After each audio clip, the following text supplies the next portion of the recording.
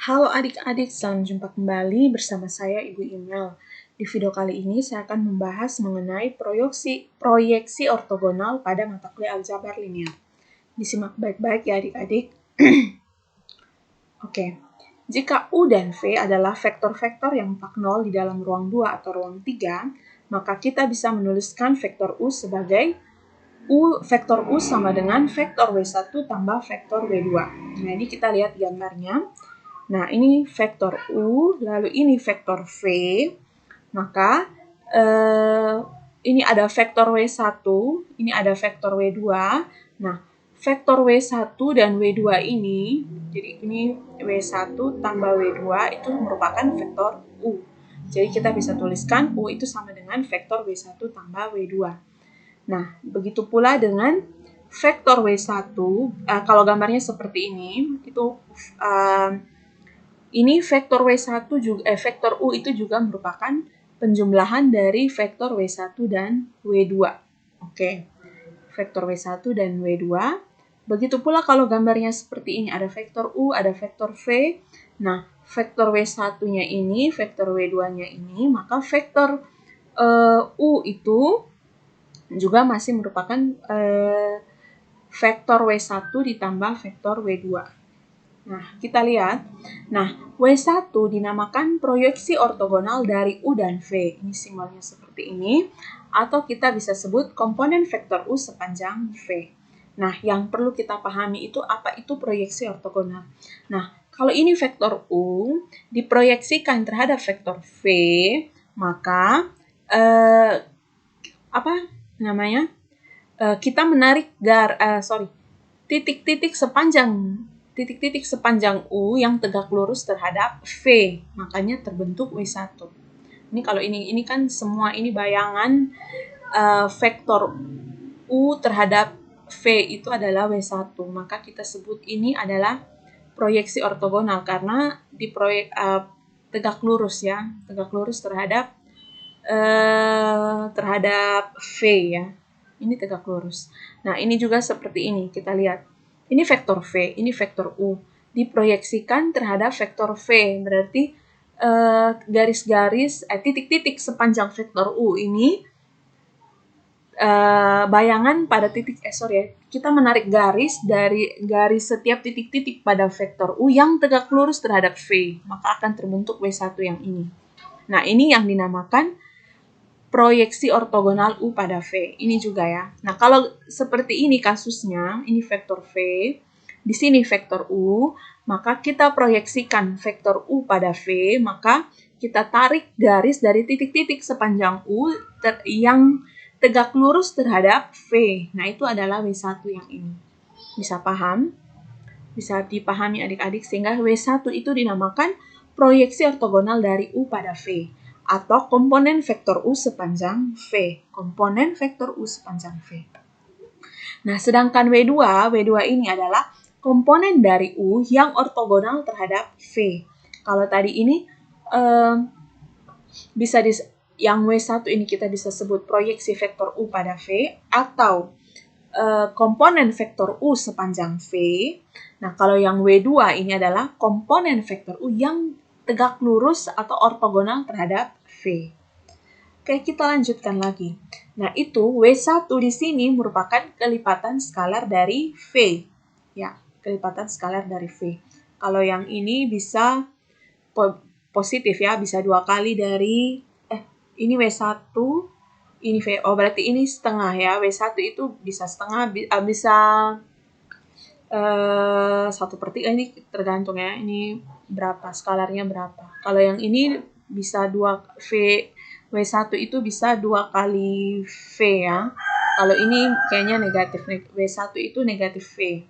Ya, ini maksudnya banyak kasus kelipatannya bisa lebih kecil negatif atau lebih besar dari 1 ya. Oke, maksudnya kalau ini kan pecahan, berarti kan di antara 0 sampai 1 kelipatannya. Oke, itu kita lanjut lagi. Nah, karena W1 merupakan kelipatan dari skalar K, maka kita bisa tuliskan W1 itu sama dengan K kali vektor V. Maka U itu yang semulanya kita bilang vektor W1 tambah vektor W2, kita bisa ubah, kita substitusi W1-nya, berarti kita bisa tuliskan U itu sama dengan skalar K kali vektor V tambah vektor W2. Bagaimana adik-adik, bisa dipahami? Kita lanjutkan lagi. Nah, sekarang U dot V. U dot V. U-nya itu tadi ini, skalar K kali V, kali vektor V tambah W2, dot V. Nah, di hasil kali titik itu ada teorema. Kalau seperti ini, maka hasil ini berarti K skalar K kali vektor V dot V kali tambah vektor W2 dot vektor V. Itu sudah ada teoremanya di video saya sebelumnya. Nah, yang ini juga berarti kita bisa tuliskan, ini ada teoremanya juga, berarti ini kita bisa tuliskan jadi skalar K kali V dot V tambah vektor W2 dot V. Nah, ini kita bisa tuliskan. Kalau yang ini itu sama dengan norm vektor V kuadrat. Ini silakan lihat di video saya berkaitan dengan hasil kali titik ya. Norm vektor V kuadrat ditambah yang ini, jadi kita bisa tuliskan skalar K kali norm vektor V kuadrat tambah vektor W2 tambah dot vektor V. Oke, saya tuliskan ulang ya, itu yang tadi di slide sebelumnya yang terakhir ini saya tuliskan ulang. Lalu sekarang kita lihat, W2 itu tegak lurus terhadap V. Kita lihat di gambar, tadi kan W2 itu tegak lurus terhadap V, W2 itu tegak lurus terhadap V. Ini, gambarnya seperti ini juga, W2 tegak lurus terhadap V. Berarti kita bisa ambil kita bisa simpulkan bahwa W2 vektor W2 dot vektor V itu sama dengan 0. Ya, itu silakan lihat juga ya di penjelasan saya mengenai hasil kali titik ya. Nah, kita peroleh berarti U dot V itu sama dengan skalar K kali norm vektor V kuadrat, ya kan? Kita peroleh seperti ini. Lalu berarti K itu sama dengan U dot V per norm vektor V kuadrat. Bisa dipahami. Lalu diketahui bahwa W1 itu sama dengan skalar K kali vektor V. Berarti kalau kita peroleh skalar K ini sama dengan berapa? Berarti W1 per V kan? Berarti kita dapatkan W1 per V itu sama dengan U dot V per norm vektor V kuadrat. Bisa diperoleh. Nah, berarti W1 itu sama dengan U dot V per norm vektor V kuadrat kali vektor V. Nah, ini tadi apa? Proyeksi, atau kita bisa tulis proyeksi U terhadap V itu, yang lambangnya seperti ini. U dot V per norm vektor V kuadrat kali vektor vektor V. Nah, ini merupakan proyeksi ortogonal dari U pada V atau komponen vektor U sepanjang V. Nah, berarti kita bisa juga peroleh W2 dari hubungan U sama dengan W1 tambah W2. Berarti W2 itu sama dengan U kurang W1. Ya toh? Nah, ini kita katakan bahwa komponen dari U yang ortogonal terhadap V. Nah, kita lanjutkan lagi, berarti ini kita tadi peroleh proyeksi U terhadap V itu U dot V per norm vektor V kuadrat kali vektor V. Nah, ini jika kita ingin mendapatkan rumus untuk panjang vektor proyeksi ortogonal. Nah, kalau yang vektor proyeksi ini berarti berupa vektor. Nah, sedangkan panjang vektor proyeksi ortogonal dari U pada V kita bisa uraikan sebagai berikut. Berarti norm dari vektor proyeksi vektor U pada V itu sama dengan seperti ini. Nah, itu kita peroleh. Nah, ini norm ini mutlak U dot V per norm vektor V kuadrat. Nah, kenapa kita bisa tuliskan seperti ini? Karena yang ini tuh bilangan ini sudah hasilnya skalar. U dot V itu skalar, norm vektor V kuadrat juga skalar. Berarti kita tuliskan seperti ini. Mutlak dari ini, lalu kita bisa tuliskan lagi seperti ini. Oke, dan kita peroleh. Nah, ini kan berarti norm vektor V bagi norm vektor V. Berarti panjang proyeksi vektor U pada V itu adalah mutlak dari U dot V per norm vektor V. Lalu diketahui U dot V itu adalah norm vektor U kali norm vektor V cos theta. Nah, ini silakan lihat di video saya berkaitan dengan hasil kali titik. Nah, berarti kita peroleh panjang proyeksi atau norm proyeksi vektor U pada V itu sama dengan ini berarti ini U dot V. Oh ya, betul. Ini kan norm vektor U kali norm vektor V cos theta per norm vektor V. Berarti kan vektor V bagi vektor V itu 1. Berarti norm vektor hasilnya adalah panjang proyeksi vektor U pada V itu adalah norm vektor U cos theta. Bisa dipahami adik-adik? Ini kita tuliskan seperti ini. Jika kita buktikan secara geometri, maka kita lihat misalkan seperti ini ya. Ini ada vektor U, ini vektor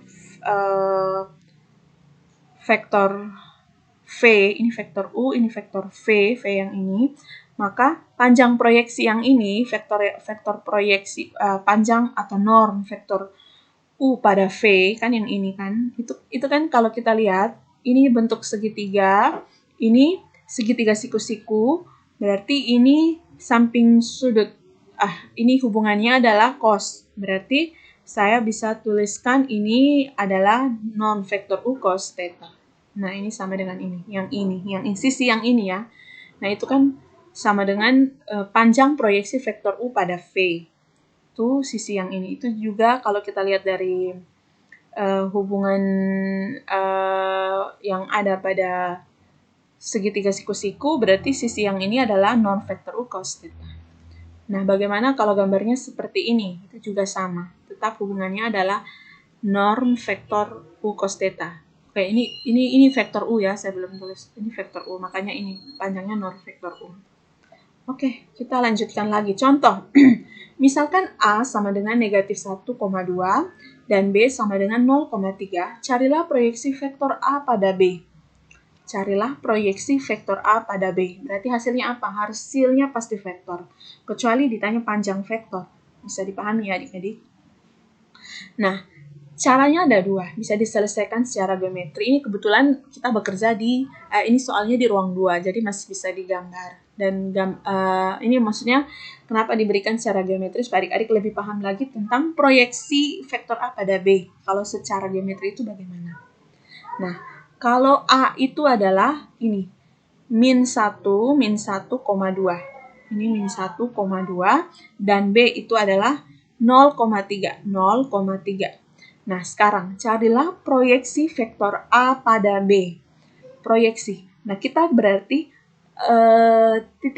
tarik garis pada titik-titik sepanjang vektor A yang tegak lurus terhadap B. Nah, kira-kira adik-adik manakah proyeksi vektor A pada B? Yaitu ini, ya toh? Yang ini ya. Berarti kita peroleh ini. 0,2. Berarti proyeksi vektor U pada A. Proyeksi vektor A pada B ya, kalau ini. Ini berarti kasusnya proyeksi vektor ini B, ini U ya, ini A ya. Ini juga. Ini proyeksi vektor A pada U ya, pada B. Nah, secara geometri seperti ini ya, bisa dipahami adik-adik. Jadi ini yang dinamakan proyeksi vektor A pada B. Nah, kalau seandainya misalnya proyeksi vektor B pada A, berarti kita tarik garis sepanjang vektor B yang tegak lurus terhadap A. Nanti mungkin lebih panjang dari ini. Ini karena kalau seperti ini ya susah dicari tegak lurusnya. Nanti ini adik-adik paham lah proyeksi vektor A pada B atau proyeksi vektor B pada A itu yang seperti apa. Oke, kalau secara analitik berarti A dot V itu kita cari. Tadi kan proyeksi vektor A pada